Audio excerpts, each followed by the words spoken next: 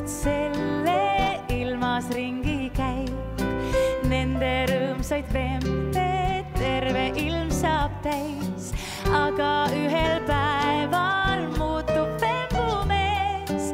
Imestavad sõbrad, kes küll seisab nende ees, nii on ikka, et kõik lapsed ükskord suureks kasvavad, olla teisiti ju kuidagi ei saa.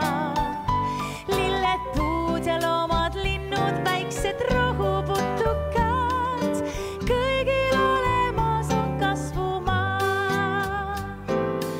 Aga elus tuleb tarkust õppida, pisaraid ja nalju alla neelata, aga sellest kõigest kindlamaks saab tee, kui sa oled hoolas ja siis rõõmsid ootab ees.